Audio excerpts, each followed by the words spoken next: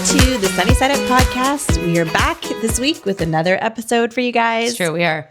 I almost wanted to interrupt you and be like, when you went, welcome to Sunny Side Up, I almost went, with Leah and Pam. That's right. We should. Maybe we should have an actual like tagline that we say every time. I don't know. I feel like, when the radio stations are on, it's like, you're watching K-Light FM. Totally. Blah, blah, blah. Yeah. And so I'm like, just the way you said it, you had such a radio voice on. I did. I was like, welcome to the Sundays. Do you know that this is a fun fact? When I was a teenager in high school, I used to work at Tim Hortons on the like walkie thing for the like drive-through. And I had like mixed reviews. Like half my coworkers loved it. Half of them were like, shut up. Because it would be like early in the morning, 6 in the morning. I'd be like, good morning. Welcome to Tim Hortons. Like you would be the voice for that. And then some of my coworkers laughed and they thought it was funny because we get really good tips. That's back when like Tim Hortons took cash. Oh my So we get good tips. Yes. And then some of them would just be like, shut up. You're so annoying. Why are you so perky in the mornings, Pam? But I always was, people would come up to them and be like, someone's had their coffee this morning. And I was fun fact, Pam doesn't drink coffee. I don't drink coffee. I actually love coffee, but it hurts my stomach. Coffee doesn't love me. Pam, it doesn't love me either, but you just suffer through the consequences. Well, I'm not that brave. I've had a couple close calls that have just traumatized me. I stick to tea. Oh, okay. I'm a tea drinker. I love tea. Tea. So, See, I want to love tea. Like I want to be like, oh, it's 3:00. It's about tea time. Yeah. But I will drink.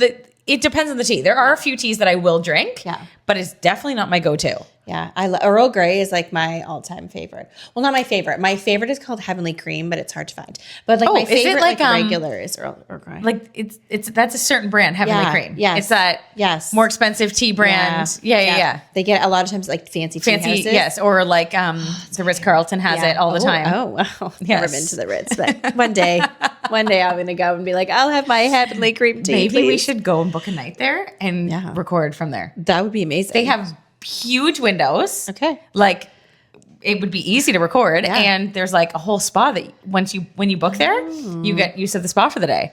Well, why have you not mentioned this before? I don't know. It just came up. A year, Leah. Pam, we're doing it. Ideas? We're doing it. I would love that. The problem is we just need 2 bedrooms and then it's going to get expensive. Do we need 2 bedrooms? Why? Oh, like I need my own bed. Like I'm a little creature of habit. But we could get a room with 2 queens. I'll be quiet. I promise. You won't even know I'm That's there. true.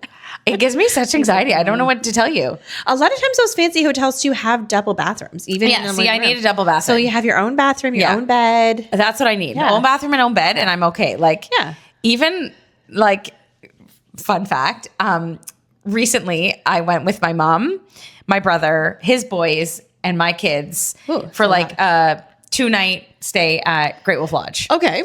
And that's not far from my house, 20, 25 minutes. Yeah.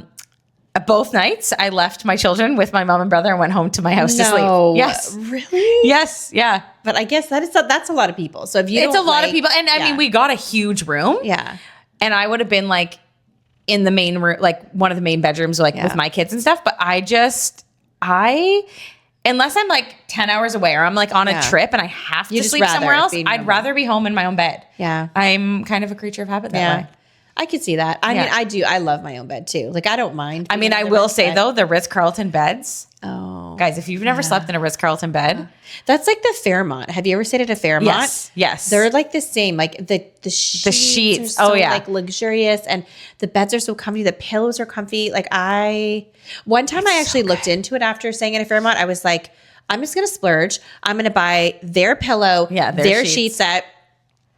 But then I did the math and I was like, oh, just kidding. Yeah, just kidding. They're like thousands of dollars. Oh, it's crazy. It's going to be thousands of dollars. It's wild. I think the pillows alone were like many hundreds of dollars. And I was like, oh. It's crazy, but they're so comfy. And I have stayed at both, the Fairmont and the Ritz. Nothing compares to the Ritz. Oh, everyone says that, right? It's like top tier. The Ritz is like. You know where I really want to stay? The Ritz Orlando. Oh, that one looks. Guys. Pretty incredible, guys. If you want to send us to the Ritz Carlton, maybe they're listening. Maybe the Ritz Carlton is listening. Wouldn't that be amazing? And maybe they're going to say, we are going to send you on an all expense paid trip to Orlando, Florida, and the Ritz Carlton. I don't know if we're going to tag the Ritz though. We're not. I don't know. Are we high class enough to see there? I don't think we're their demographic. I'm as high class as they come. Okay. Actually, on this note, guys, funny story about the Ritz-Carlton and high class. Are you ready for the story? I'm ready. I don't know if you are. Okay. So I had a friend that worked for the Marriott. So the Ritz falls under the Marriott umbrella. Okay. So Alan and I, when we first got married, stayed there a few times because if you have Marriott points, you can use it toward the Ritz. So we did like a couple staycations. So that's where I fell in love with the Ritz. And I was like, Alan, like right after we got married, I was like, you think you can send me to? Yeah, he's like, don't get used to this. That's right. I'm like, how are you going to get me to any other hotel after this? No Holiday Inn after this. No shot. I was like, any spoiledness in me is from him, and I blame him. That's his fault. I was content being like a single mom staying at like Motel 8. You didn't know what you were missing. That's now right. You do. You're like, oh. Yeah, now I'm like, oh my gosh. But anyway, so we'd stay there a few times. Then I had a friend who worked for the Marriott that could like get discounts and like you would get it for like honestly $200 a night. Like normally I think it's like crazy, like $1,000 a night or something wild. Okay. So she was like, one time she was like, go use my points. Like you and Alan should go like have a nice like night or two away. And I think it was like $400, $500 for the weekend. Okay. Wow. So I was like, amazing. So this was going through the time where I had like pinky purple hair. Like I kind of like had like a lavender color hair. And let me tell you, I was judged in that place. Speaking of like, are we classy enough? Oh my gosh. So there was a lot of like up and down. Up and down. I literally whispering to their husbands. I literally think they thought I was Alan's mistress or something. Oh yeah. Like Pretty Woman situation. Yeah. They were like, oh, look it. Legit. He's showing her the finer things of life. That's right. She goes back out on the streets. It was crazy because we've stayed there many times and some of the same workers had been there and they'd be like, oh, nice to see you again. I am telling you, like those workers like weren't there, but the rudeness at one point, we were in like the lounge area for like cocktails and like food. And they were like, oh, like we just want to make sure you have your pass. Like never. Like they thought you snuck in off the street? Yeah, legit. Leah, I'm gonna actually. Did you like dye your hair immediately when you came home? Were you after that, I was like, we haven't been back since actually. Yeah. Funny enough, we have not, because I was more annoyed because I was like, how dare you? Like this goes against everything. Like judge a book by its cover. Like we could be billionaires or something. Totally. And you're treating me like that. And I just like dressed different and had lavender hair. Right. I almost want to insert a picture here to show you what I looked like. But so it was, they thought I was riffraff, I think. Wow. Yeah. And Alan is so like, his style is so, prim and proper. Yeah, prim and proper. Yeah. I was going to say, yeah. So I think he came in like a suit jacket or something. Yeah. And I probably came in a tracksuit with my purple hair. And they were probably like, ma'am, this isn't going to do. Yeah. And you can imagine, like, Alan was like so nice and was like, oh, yeah, whatever. And I'm like rearing my head, like guns a-blazing because he's so kind. And I'm like, no, we don't treat somebody like that. Like, that's hilarious. No. It is sad though. Like you really do. You think we've come so far in society with all this like self-love and like acceptance, but really deep down, everyone's still, I think, the same. Like the judgments that go out for all different kind of things is really crazy. It's crazy. But anyways, guys, that's my story about the Ritz-Carlton. So funny. Wow. But I still think we need to go stay there and film an episode. Yeah, we just won't have like purple hair. Yeah. We'll be classy. Ritz, if you hear, we promise we'll dress up. That's right. We'll actually like you know what? It would be a great excuse to actually look presentable and dress up. I can leave the house and dress fancy. Yeah. I can put my nose in the air. Yeah. Like, we're here. Yeah.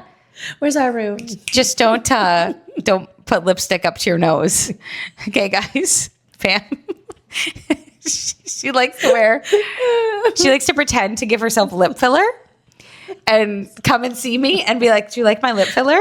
And she's like a clown. I wish I could have held that in longer because it would have been like just seeing, I could see the wheels turning in your head where you were like, is this real or is it not real? And I was trying so hard to be serious. I like put one time with Leah this like red lipstick like all the way around my lips, and then she got in my car and just acted normal. I was like, hey, and she was just like looking at me. I'm like, how's it going? At Randy talking to her. I could see that in her head she's having this moral dilemma. Like, I was. Do I say something? I was like, not? But then I just started laughing and I couldn't.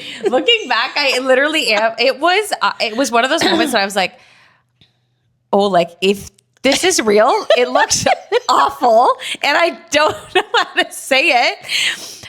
But if it's not real, and then she's going to, like, this is a test. Right. And it was a test. It was a test. You were testing me, but I definitely didn't say anything. And then the worst part was it, like, stained.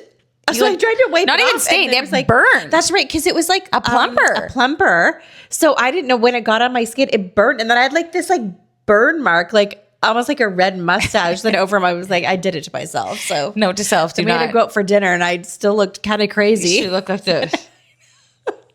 But you just look like people that actually get lip filler when their lips are really swollen. Yeah, I don't actually have lip filler. You just have luxurious lips. I just drew it on. I'm jealous. I'm jealous of your poofy lips. Are they poofy? Yeah, they're like.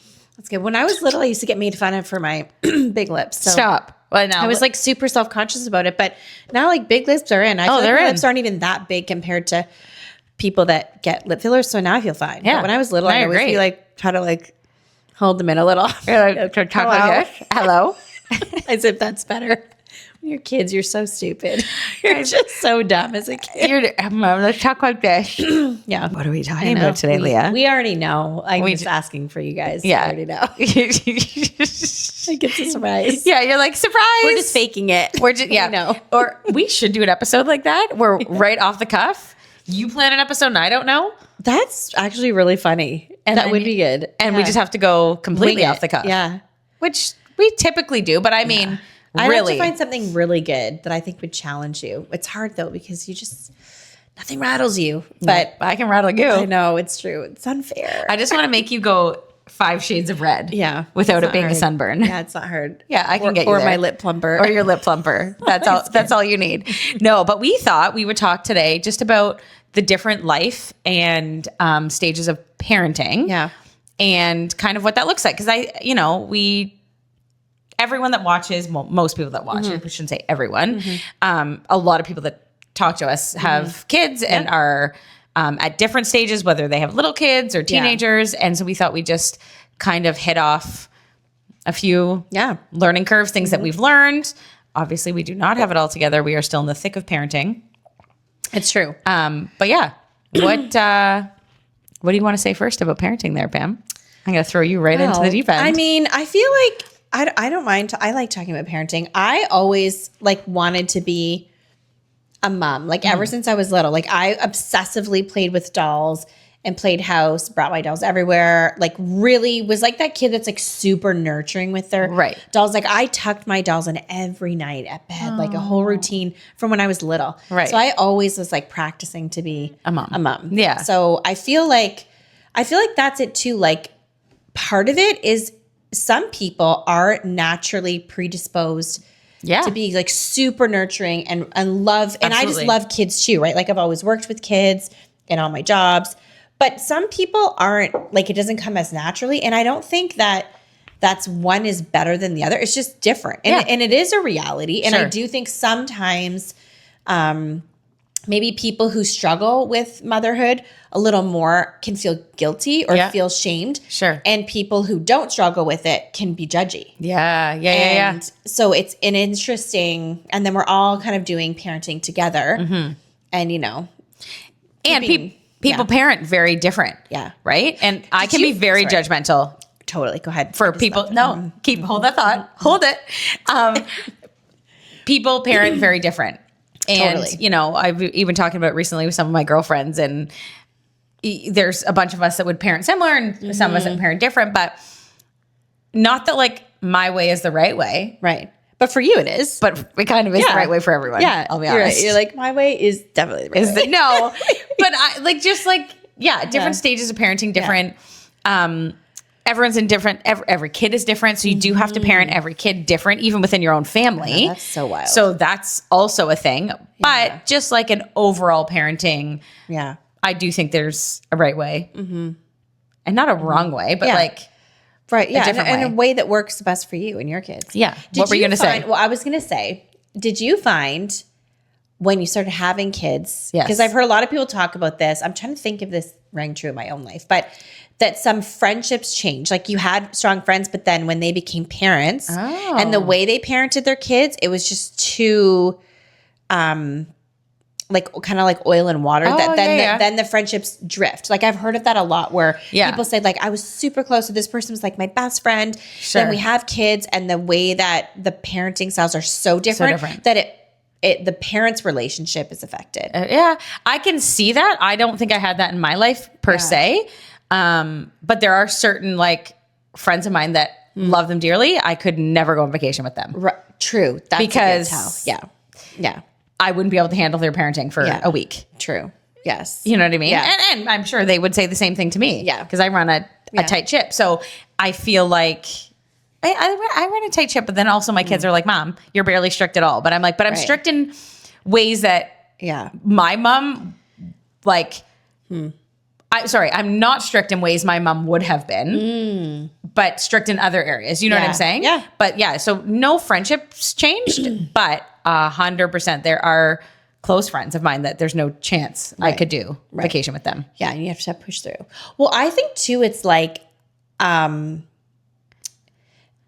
think if you put the work in early with your kids, then at the stage we're in now, and I feel like you're in that boat, I feel like I feel that way too, you do really reap the benefits. Like I would say when my kids were littler, I was way more strict. Right. And I don't even know if I like the word strict because it seems negative. Yeah. I just had a lot of like routine, boundaries. Yes. And I really like took parenting seriously. Like I would spend a lot of time like teaching behavior, correcting behavior and things like that. And then now, you don't have to be as strict with your kids. Yeah. There's like certain things that I really still will come down on them hard for, but they're not very many. And then for most of the time, you don't have to be strict. You don't have to, because they learn those boundaries early. A kid that picks up their toys at 2 years old when you're like, it's time to clean up. Totally. Is a kid that's going to pick up their toys in teenage years.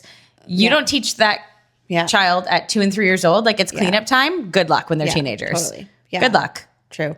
And I feel like maybe because I worked with kids for so long before I had kids, I had the benefit of like, just this high, like I wasn't pulled into like emotional parenting. Okay. But that's where I see like maybe some struggles when, like if my kids cried, if they were hurt, of course I have compassion and that moves me.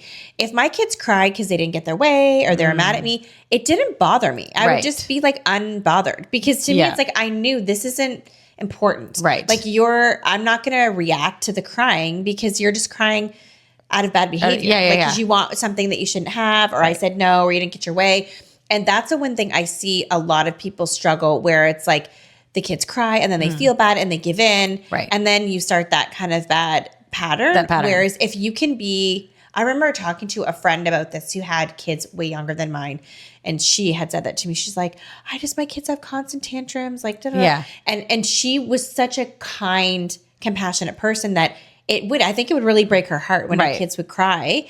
And so she would try to put down a boundary and be like, I said no, like no more cookies. And then we're like, and she'd be like, okay, all right, just half. You just can have. half. And I'd be like, in my head, I'm like, no, don't but start. I didn't say it. But when she did come and ask me like, what do you think? I was just like, honestly, the only thing I would say is like, just try not to be moved by that. And she's like, they're crying. I'm like, just like, I would just walk away. Or I used to say this thing to my kids all the time when they were little, especially if they started to cry or whine.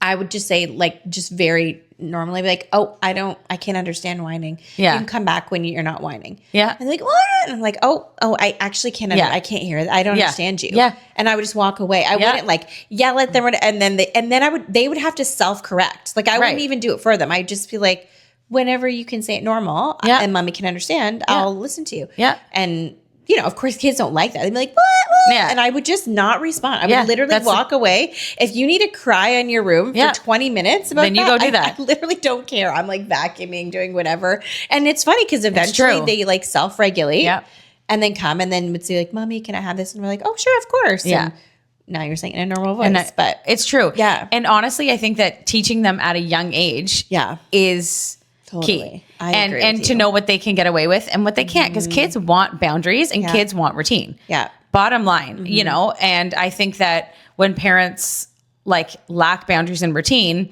that's where the struggle comes into play because it's a struggle for the kids. Yeah. And boundaries and routine aren't restricting, which I think, especially nowadays, I feel like the kind of like self-led, self-weaned, self-everything. But kids, when you're learning, sure, even you think as an adult, if you're learning a new skill, if someone's just like, you can figure it out and walk away, that's not comforting. That's actually anxiety inducing. Yeah, Wait, no. Come and show me. Like, I want to see you do it or walk me through it. Yeah. I don't want to figure it out on my own. That's stressful. Yeah. It's actually less stressful when someone's more hands-on and explains things to you. So when kids are like in a learning phase, I actually think it's actually more stressful to the kids to be like, I'm going to be so easygoing. It's like, but that's not what they need. They don't know. If you don't teach them, they don't know. That's stressful. They're trying to figure it out on their own, and they're just developing and maturing, and they don't know. Side note, this is on topic, but not on. It is on topic. I laughed so hard this morning. Speaking of parenting, I laughed so hard this morning because, well, it was time change. Zeke was at a sleepover on Saturday night, so into time change. And I knew, I could tell that he was up like at a weird hour, like 2 or 3 in the morning, because he had texted me something. Sleepover, grade 10 boy, whatever. But I was like, oh, he's going to be a wreck. Yeah.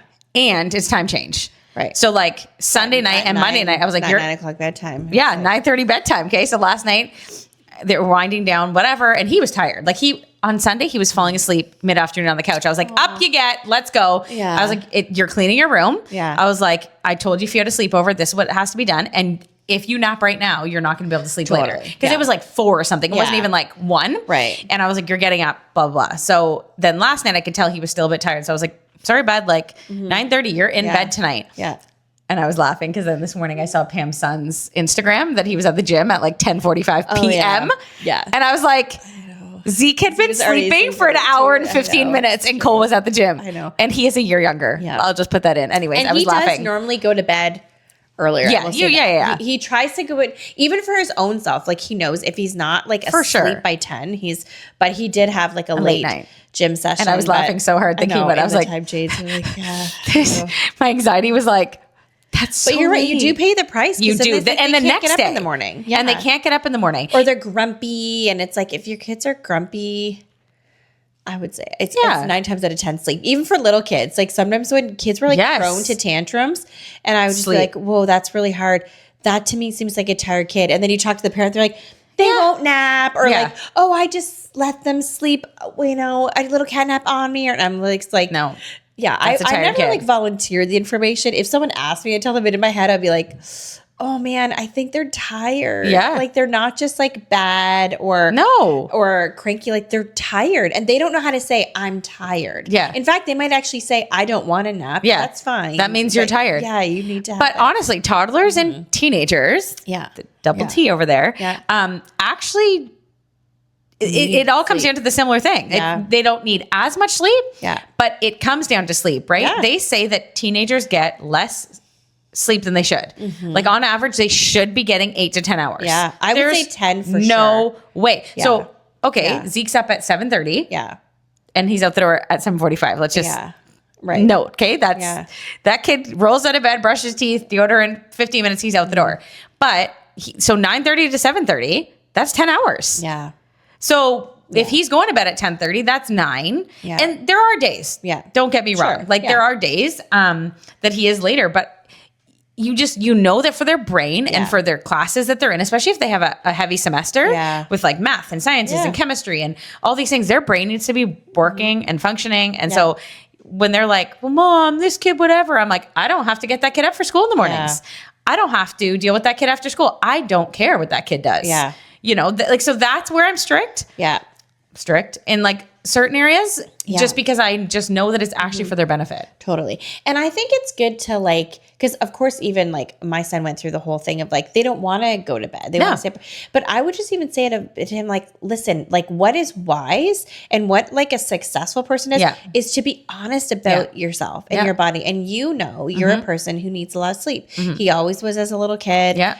Even as a toddler, he napped great because he needed a ton of sleep. Yeah. And I was like, and that's okay. Like if you have a friend that can sleep 5 or 6 hours a night and they're fine, good for them, but you're not them. And that's okay. Be honest with yourself and be disciplined so that you can succeed. Yeah. Don't stay up just because everyone else is. That's silly. Yeah. If you're tired by 10 and you know that you can't get out of bed if you're not asleep by 10, don't stay up past 10. Yeah. Like it's right. And it's so true. Make that choice for yourself. Don't even do it because I'm telling you. Yeah. Like think about what's best for yourself. Well, it's teaching our kids critical thinking. Totally. Right. And I think we're at that same stage because we have teenagers, and it's very hard to teach them critical thinking when they're like emotions and their hormones and all the things are all over the map. You could have a really good, perfect kid, but teaching them to think beyond the moment, the right now, because everything's instant gratification. Yeah. Everything's, I want this now, but it's like, okay, but how do we teach you to become prepared for the real world? Yeah. Because the real world isn't going to be that forgiving. No,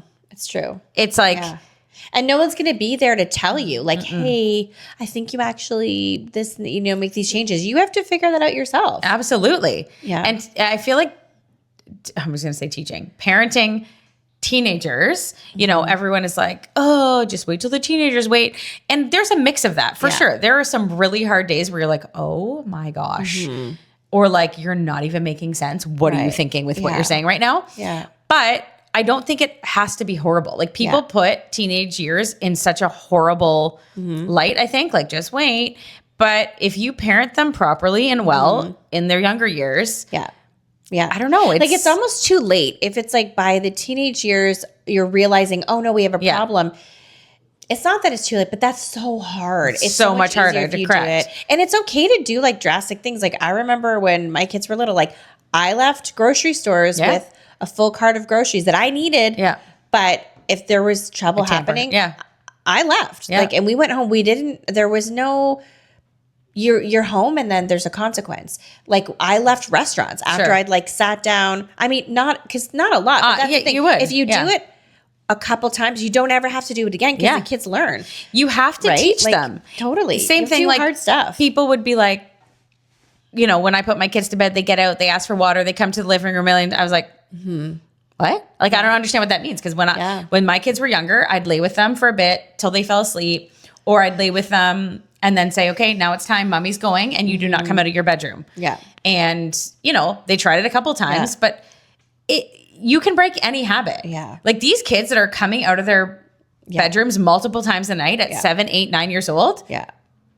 Right. I don't know. I'm like, when there's no reason. If they have like a legitimate reason. Totally. Like they're not feeling well, or they struggle with like night terrors or something. Well, that's different. But if it's just like they don't want to be in bed. Right.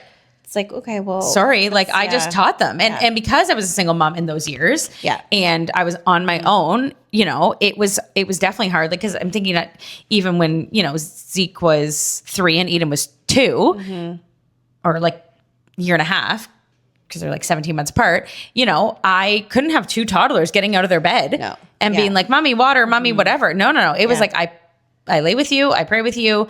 When I put you to bed, you don't come out of this door unless you're like sick, really hurting. Like they just knew.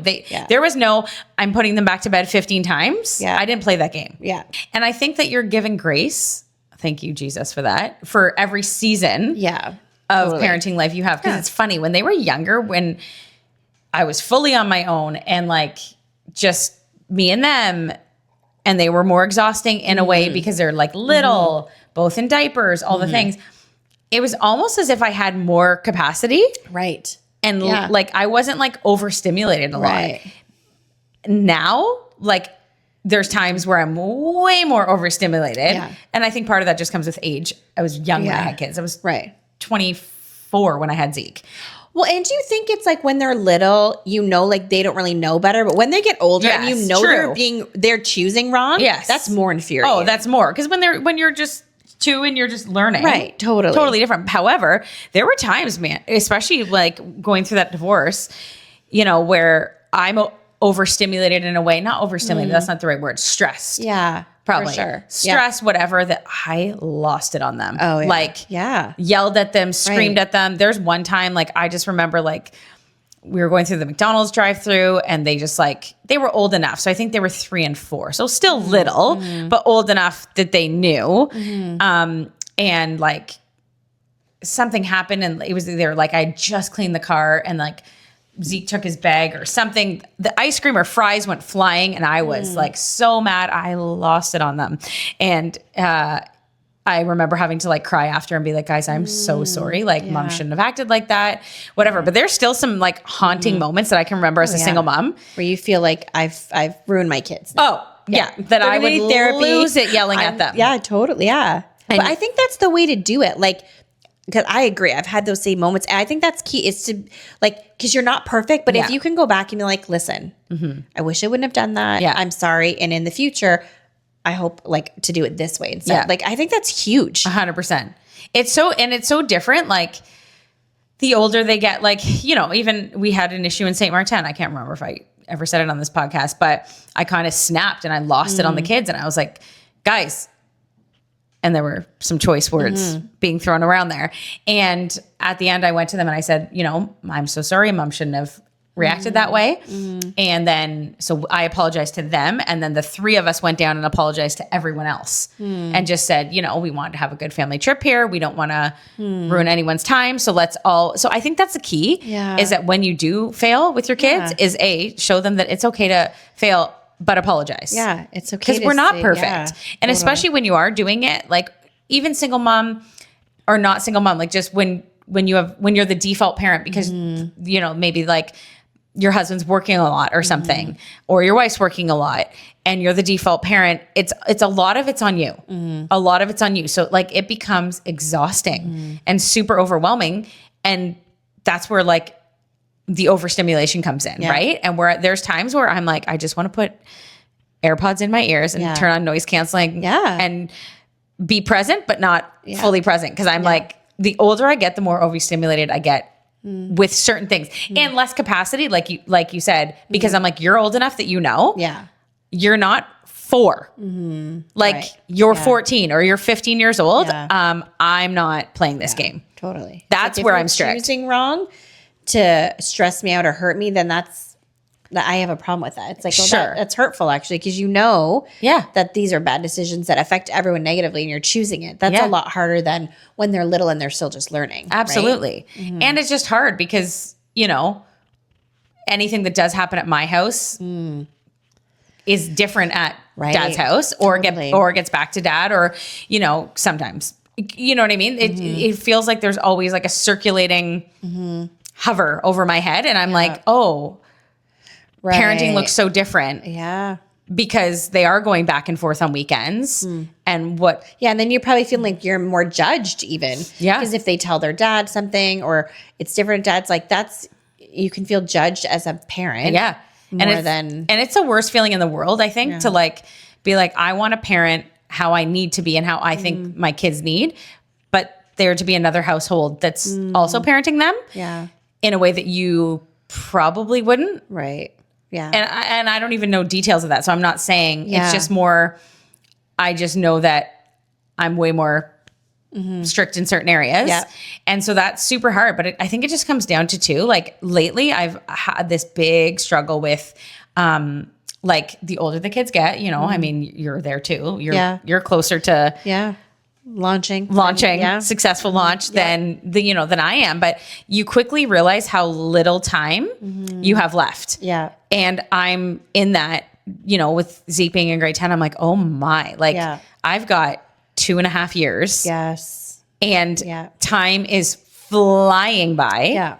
And I'm feeling like I'm losing, my baby. Not that I'm losing my baby, but life is going to look really different in the next decade. Right? That's right. Yeah. And so I'm like, even making choices now to making sure when I am with them, I'm present. And that's hard sometimes because you're exhausted at the end of the day or whatever. And also that I am spending time with them, certain trips. Like Alan takes a work trip every year to BC and I usually go with him. Typically it's like my week and I go and I lay on a beach by myself. And last year I took the kids and this year I said the same thing to Alan. I was like, nope, they're coming with. Cause I was like, I will have the rest of my life to be on my own and enjoy the beach. But right now, I don't know how much more summers I have with them home. Yeah. They're coming with. Yeah.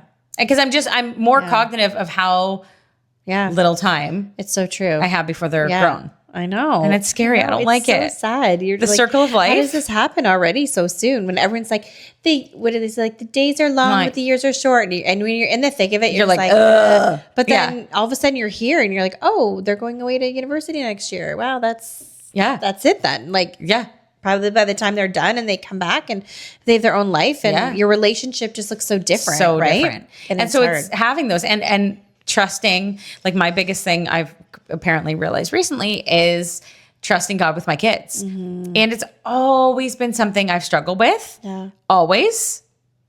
For whatever reason. It's like, because that saying is like, God loves them so much more than we do. Yeah. He's entrusted them to you, but ultimately they're his. Yeah. But to truly understand that and like grasp that, oh my. Yeah, it's hard. I really struggle with it. And I think I was telling you this obviously like off camera, but I had like this realization a couple weeks ago in church where there was a song on and it was playing and I was like, oh, like it just kind of hit me like a ton of bricks. There's some backstory going into that, but like the word that God had kind of given me at the beginning of this year was trust. And I was like, it's kind of boring. Like, I don't want that. Like, trust. Yeah. I want something good. Like, I don't know, immeasurably more or whatever. I was like, trust. And I was like, God, I do trust you. Like, I trust you. I trust you. And I was more thinking like, you got to trust me when you get on a plane. Like more like trust with my fears. And I quickly realized that Sunday morning in church where I was like, oh, like I was kind of crying just like by myself. And I was like, oh no, this is a deep rooted issue here that I feel like I can't fully trust you. And what kept coming up was like, I think, and I'm going to preface this by saying like, I wouldn't trade my life now. I love my life now. I love my family. I love my husband. I love whatever. But at the time when you're believing that your marriage is going to be restored, and that's like the one thing that you pray and hope for, and, would give up everything. So like, my parents both went through health scares where they were both in 2 different hospitals, essentially dying, one of cancer, one of heart disease. And like, I saw so many miracles happen with that. So many miracles with provision when I was a single mom. But like, do I trust God? Yes, absolutely.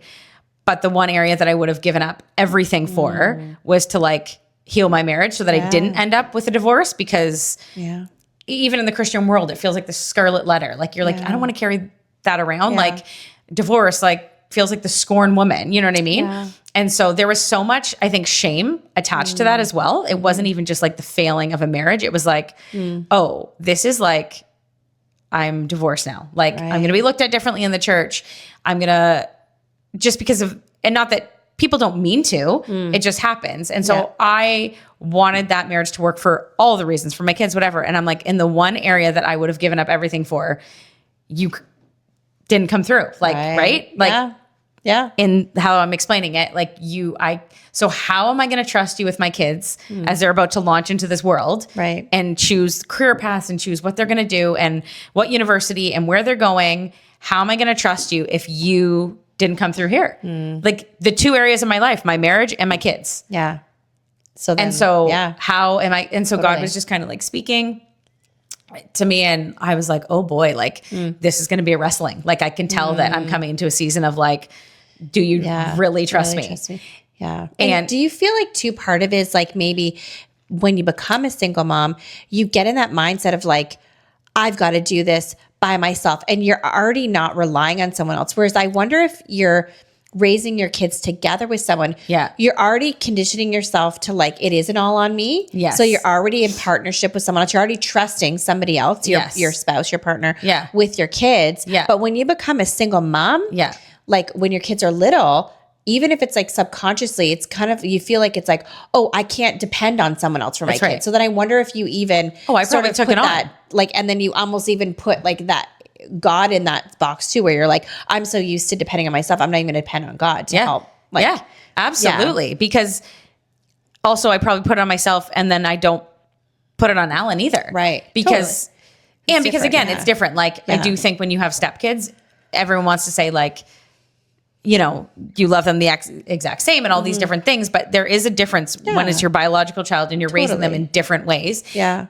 but I probably did because I was probably like, okay, well, I have to do this on my own. From the time they were so little, everything was, I have to do this on my own, whatever, that it like messed with my thinking. And so I was like, okay, God, I hear you. I'm going to work on this, because even Zeke is going to get ready to drive soon. And I'm like, woo, I'm not going to be ready for that. And so there's clearly some trust issues there. And so I had kind of just said to a girlfriend of mine, I was on the phone, I was kind of having a little temper tantrum with God. And I was like, I need you to show me that you've got this with them and these teenage years and the choices that they made, because I'm mad right now. Like, I'm a bit mad at you that this trust journey is coming up and you're going to have to like show me. So like, I need a sign that like you are going to take care of Zeke.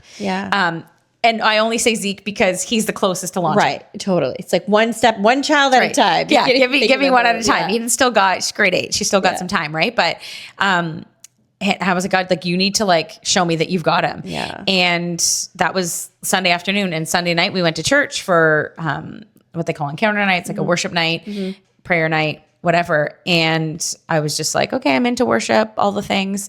And then, one of the pastors, like in front of the entire church, essentially asked Zeke to stand up and kind of like had a word over his life. And it was essentially like, God's got you, whatever decision you make in your life, that like keep moving forward. Don't look to the left. Don't look to the right. You have a lot of voices in your head right now, but you need to listen to like the voice of one. There's more to it, but that was essentially it. And I sat there and I like tears streaming down my face. Cause I was like, this was Sunday morning in church. It was probably as much for your heart as it was for his. Like as a mom, you're like, okay. Absolutely. Like, I'm like, okay. And I had just said to God, like a spoiled little brat, like, I need to know that you've got Zeke. And so he was like, I'll show you. Yeah. Like, all right, buckle up. Right. So in front of the whole church. And I had just prayed that afternoon. And it was like God being like, Leah, I have him. Yeah. Like I have him. Yeah. I also want to say that like, I want to say that I have it all together, and 100% I'm like, oh, I trust you, God. It's going to be a work in progress. But it was such like a ministering to my heart to be like, no, God does see. Yeah. He sees it. He's watching over it, because how would have he known? Yeah. To get up and say that word over him. Totally. Right. It was literally Holy Spirit going, I've got him. Yeah. I'm going to reassure you and give you comfort. Like, it's okay. Yeah. You don't have to like hold on so tightly. That's right. And it's a surrender. Yeah. It's hard. Yeah. Trust and surrender go hand in hand. It's true. And I have a problem surrendering. I know. Well, it's hard. I think that's common though. I think a lot of us have trouble. You're closer to the launch than I am. Yeah. And that's hard. It is hard. Yeah. I just like I think the older your kids get, it's easier to parent them in some ways and harder in other ways. Right. It's like they don't really need you. Like I feel like that with both my kids now. Like we've kind of moved into the like friendship area mostly. Like there's some parenting still, but mostly it's like they know what they know. They've learned what they've learned. Like you're just there kind of enjoying their company. Yes. Which is beautiful, but it's hard too, because then you're like, oh, we don't get to live together forever. And I really love you and I love spending time with you. And I love that we live in the same house, but that's coming to a close. Yeah. Right. So it's hard. And it's hard. And I think that anyone watching that has like little kids, it's like that reminder, like just like you said earlier, I hated when people would be like, the years are days are long, years are short. And I'd be like, oh, like that's not helpful right now. Actually. Not helpful. But truly, truly looking back, I'm like, it really does go by in a blink of an eye. And I will say on the flip side, because I feel like we share that in common, but I know a lot of people too who might be listening to this and they're like, oh, can't relate. Like they're like, for whatever reasons, life with their kids is really hard. Yeah. And they can't wait to have a break. And maybe they're counting the days till their kids are out and there's a lot of days that are like that for me. Like it's just not. I want to strangle them. Yeah, totally. And that's okay too. Like that happens. Yeah. And like I said, for a lot of reasons, a lot of different personalities, kids are different. I think it's so fascinating when you see a lot of in your own families or in other families, like kids can be born in the same house to the same parents, have the same rules, upbringing, and they can turn out so polar opposite, different. So I do think even as parents, like obviously we do the best we can, but to take some of the pressure off that there is that nature versus nurture. And some kids are just born out the womb, like fiery, feisty, defiant, and other kids aren't. And if you look, my mom would probably say I was that child. Well, even I came out the womb. Right. Just like ready for it. You're like, who's I'm going to take you on? But, because even I sometimes feel bad because my daughter is very like, she was always easy. She was an easy baby. She was an easy toddler. Like she was the opposite. She was the one where you're like, don't do that. And she was just like, okay. And like, didn't do it again. Right. Like I never really had to punish her because she just did what she didn't have a rebellious bone in her body. Right. And she's still like that. Like as a teenager, like some people like, oh, the teen years. Yeah. Like, and I'm like, oh, sorry. Like, You're like, I can't relate. I understand that, but and it's not, I used to think, I will say, when she was little, I used to think I was so arrogant. I was like, I'm such a great mother. Yeah. Like I'm raising this like nearly perfect child. Come to me for all the advice. Yeah. And then I had my son and I was like, what do you mean? Really humbled me. He was like really, he was tough for the first couple years. Yeah. Like, and I remember even like, when they were going to kindergarten and the kindergarten teacher, like I always helped in like the class with my daughter and the teacher was like, she's such a joy. And I was like, I know, isn't she the best? Yeah. And then like a couple years later when her brother came, I was like, literally the first day of school, I was like, it's over. It's over. The teacher's never going to look at me the same. She thinks I'm a good mom, but it all ends now. As soon as he starts the bubble's been popped. She's going to be like, what on earth? Yeah. And I think I remember even saying to her, like at the beginning, so I was like, good luck. These children aren't the same. And she was like, it's okay. Cause she'd seen it all. Right. Yes. And that's like my son, he wasn't even that, he wasn't bad, but they were just so different. But it's like that, like people would, I guess the point I'm trying to make in a very long way is people would sometimes look at my daughter and be like, how did you do? You say like, oh, you must be such a good mom. Like I did the best I could, but honestly, she was just born like that. Yeah. I got really lucky too. Like she just wasn't hard. So it's not fair to compare her to a different child with a different personality and be like, oh, well, this mom's better than that mom. That's not even true. Right. Like some kids are just born more feisty and fiery. They take a lot more work to parent, and some you get off easy. And that's just the way it is. And that's not like a criticism always of. And boys and girls parents tend to be different as well. True. Yeah, that's probably true. So I think especially like firstborn girls as opposed to boys. I think too. Absolutely. Yeah. So there's nurture versus nature. There's boy versus girl. Like that. There's a lot of different dynamics that come into play. Because like you said, same parents raise their kids same and they are so different in their mannerisms and the way that they go to school in every character, all the things. Yeah. But it is that reminder too. Yeah. If you are in the thick of the trenches with your kids, it does get better. It does get easier. Just foster that relationship with them. And it's okay if like with one child, like with my daughter, if I tell her no once and she listens, and then with the other child, you have to tell them no 10 times before they listen. It's okay. Like that's just how it is. You just have to adjust and accept it instead of being, why does she listen and you never listen? It's like, well, no, they're just different. They're different. And so just adjust and be like, that's okay. I'm going to have to probably remind this one a few more times. Yeah. Because the first time it doesn't always sink in. And don't give up. Right. And don't give up and don't compare the kids and don't think that it's something in your parenting. It's just sometimes kids are just different. Absolutely. Right? And it's like my daughter, like I can do, take her to the mall and shop and do all the things with her. Z could care less. He does not want to go to the mall. No. He does not. So one thing that I'm starting with him is I saw this online, so I can't take credit for it. But essentially you give them $50 like every month and for boys and you get them to plan a night out. So it teaches them how to like prepare for a date. Oh, so I love that. You get $50 and you plan and they have to like call and make reservations or call around to see. Okay. And if they don't use the full 50, so say this month, they're like, oh, let's go for a walk because it's so nice and get ice cream. They can save up the remainder 40 for next month and then they have 90. Oh. But you have to do something every month, but it doesn't need to equal 50. Have you guys done it yet? So I did the first one where I just kind of like showed him this is what we're doing. And so I think we're doing it Friday night. I'm going to totally do that. That's such a once a month. Idea. And then it teaches them to like, you need to call and book the reservation. You want to go karting? Okay, you need to call and see how much it is, what time they open.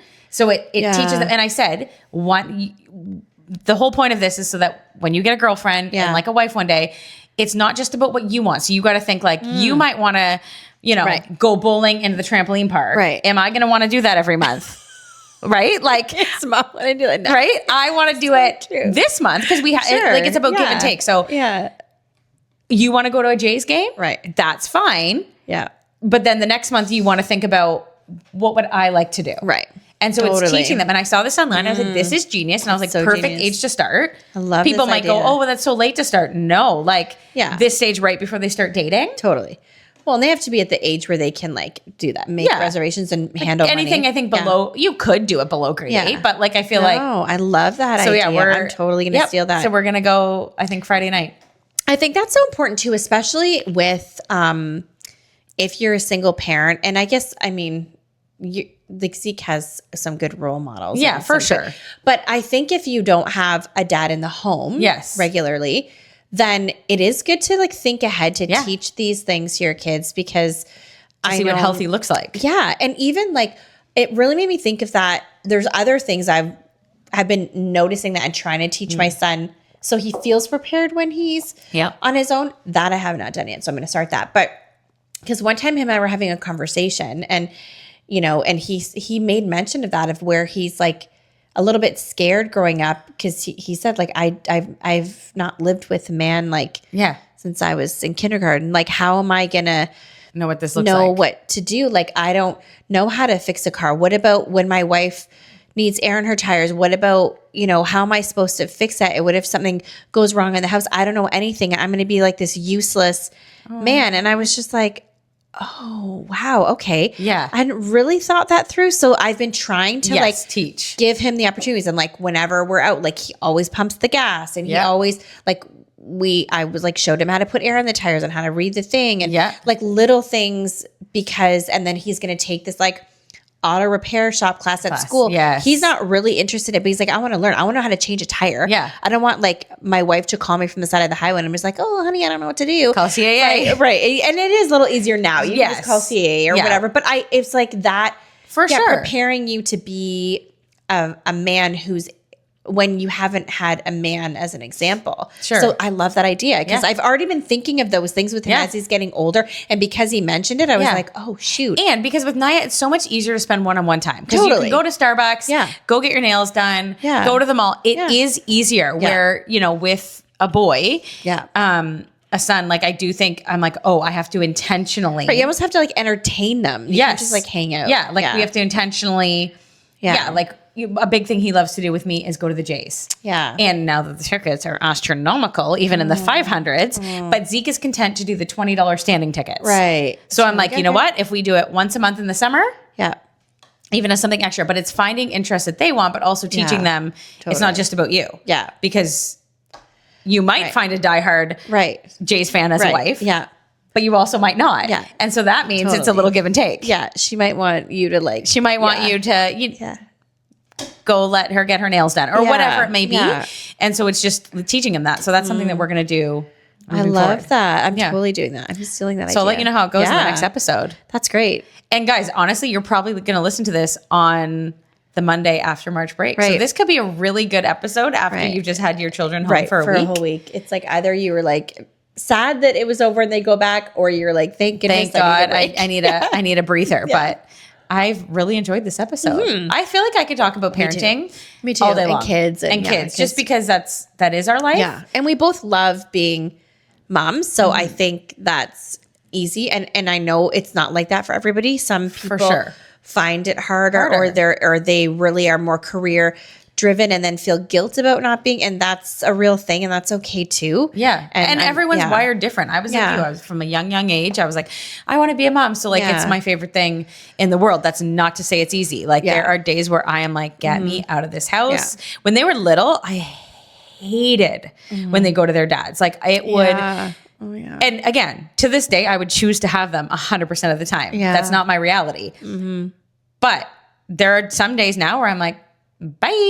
Yeah, it's like, so it's not to say it's perfect. And I love being a mom. I eat, I breathe it. I like, I've never struggled with motherhood in that way. So I can't relate, but there are still days where they drive me up the wall. Yeah. And I'm like, I can't deal with you right now. Yeah. And that everybody makes mistakes too. Like as much advice as we're like, well, this or that. Sure. But also like there are plenty of days where I've like laid my head on my pillow and been like, mom guilt. You were not a good mom today. Like you need to do better. Because that was not your best. Yeah. And I think like, okay. But that's what's waking up the next morning and saying to the kids, hey, like, I'm really sorry for what happened yesterday, and being honest with them, like, this is what's going on with me. Right.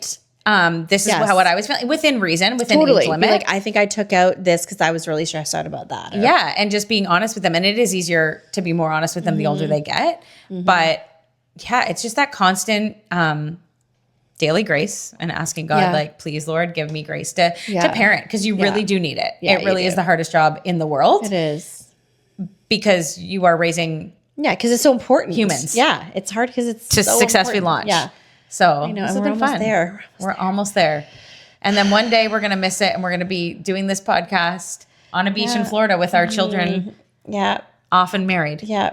And being grandmas. Yeah, then we'll talk about our grandchildren. Be like, oh boy. I know. Pam, I'm not ready for that. I know. I'm too young for that. I know. But it's coming. The same thing. I feel the same way. It's coming. And that'll be a nice season. I think the seasons are this is the last important. Thing I'll say.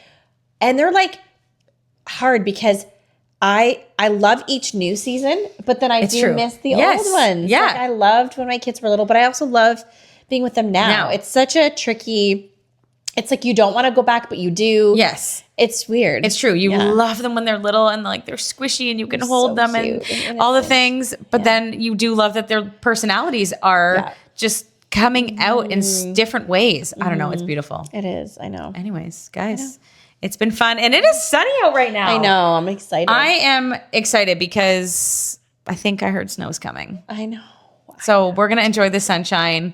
That's got to be the last snowfall of the year. It's got to be. Jesus' name. And it seems like a big one too. Yeah, like 5 to 10 centimeters. But we're going to pray that out. Yeah. And I'm going to pray that sun comes because I just need it. We're almost there, guys. Spring. I know, it's true. Spring is coming. This time of year is so hard where you're like. It's on the cusp. You're like, we need the winter to end. I know. Yeah. I'm ready. I'm ready. But it's a sunny day, guys. Thanks for tuning in. We hope that you enjoyed this crazy episode. It was not crazy. It wasn't crazy, but it was just good. How they always are. Yeah. Just us rambling on about whatever. It's true. It's true. Thanks for joining in. Yes. And we hope that you have a sunny day. Bye. Bye.